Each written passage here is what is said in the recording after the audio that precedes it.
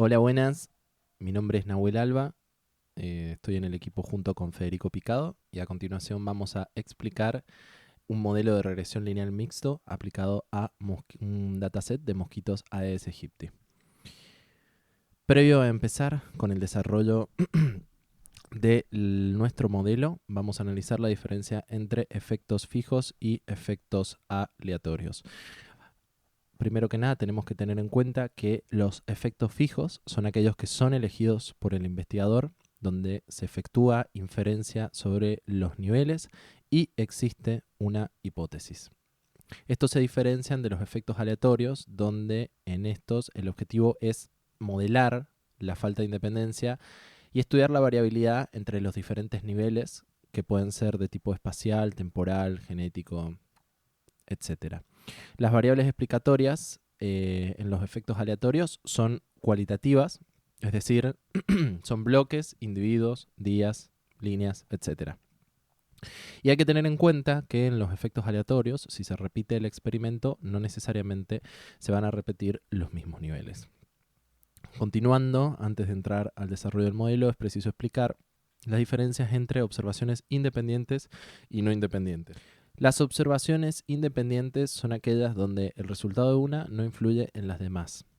En contraste, las observaciones no independientes exhiben una correlación que a menudo se debe a un nivel de agregación que puede sesgar los resultados del análisis. Hay que tener en cuenta las consecuencias de ignorar la falta de independencia, en el sentido de que las estimaciones de los efectos de un modelo derivadas de datos no independientes pueden resultar en conclusiones erróneas si casualmente no se contempla su falta de independencia. Esto llevaría a distorsiones en la estimación de errores estándar y evaluaciones de significancia, afectando la interpretación de los resultados.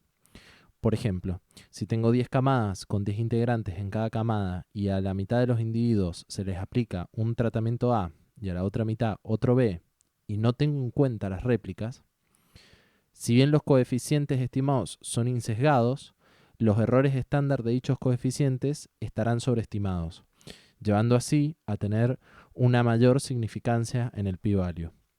Por otro lado, si tuviese en cuenta las réplicas, aumentará la cantidad de variabilidad explicada por el modelo, disminuirán los errores estándar y consecuentemente disminuye la probabilidad de cometer errores de tipo 1.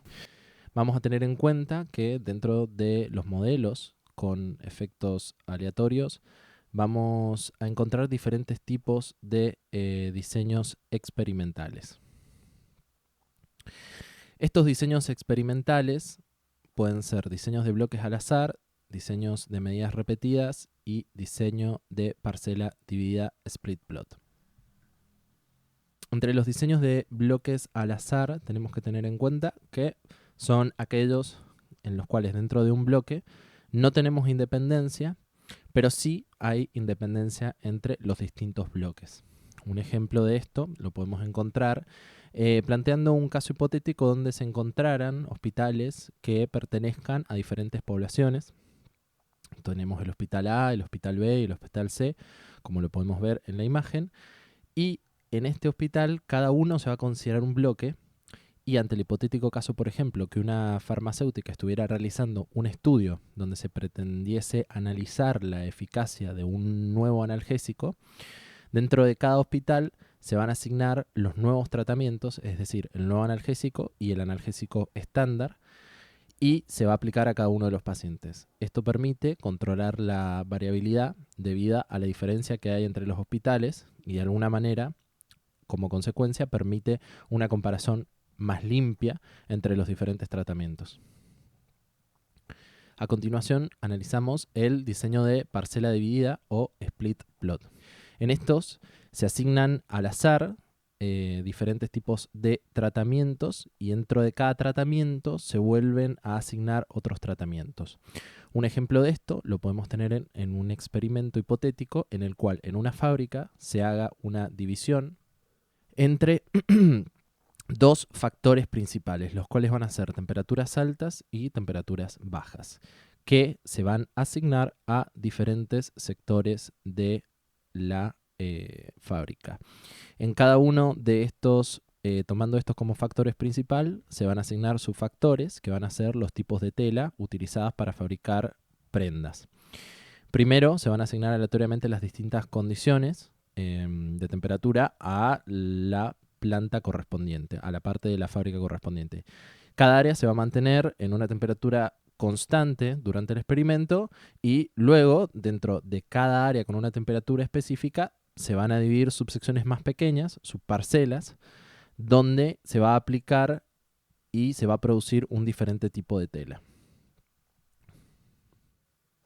Continuamos con el diseño de medidas repetidas, que es aquel donde se hacen sucesivas mediciones sobre un individuo a lo largo del tiempo, de tal manera que si bien las unidades experimentales son independientes, las sucesivas mediciones que se hacen sobre el individuo no lo serán. En el ejemplo que planteamos es el caso de un ratón que para un experimento se le aplique determinada droga y a lo largo del tiempo se vayan realizando sucesivas mediciones sobre el mismo. Finalmente, vamos a hablar del anidamiento. Tenemos que tener en cuenta que los efectos anidados permiten entender la variabilidad en datos jerárquicos y cómo distintas capas de exposición van a influir respectivamente en los resultados. El anidamiento, definiéndolo, es aquel en el cual un factor está anidado dentro de otro de manera tal que los niveles de un factor inferior no pueden ser comparados o compartidos entre los niveles de un factor superior. Cada nivel del factor inferior pertenece exclusivamente a un nivel del factor superior. El anidamiento se refiere a la estructura jerárquica en la que cada nivel del factor está asociado a un solo nivel del factor superior. Esto crea dependencia entre observaciones en niveles inferiores, lo que debe ser considerado en el análisis estadístico. Por otro lado, se puede hacer un ejemplo de anidamiento jerárquico en el cual vamos a encontrar tres tipos de niveles donde vamos a extraer diferentes muestras representativas de tres diferentes poblaciones, las cuales van a pertenecer a tres provincias distintas. Luego de las mismas muestras se van a extraer muestras específicas pertenecientes a dos escuelas y dentro de cada una de las escuelas se elegirán tres muestras pertenecientes a tres aulas distintas. Al haber un anidamiento que va respetando progresivamente una estructura jerárquica, permite visibilizar qué variabilidad es aportada en cada uno de los niveles de la jerarquía y de esta manera capturar la variabilidad de manera clara y discerniendo a qué nivel corresponde dentro del experimento. En este caso hipotético podríamos, por ejemplo, medir qué niveles de consumo se manejan de diferentes drogas en cada una de las aulas pertenecientes a determinadas escuelas y a determinadas provincias.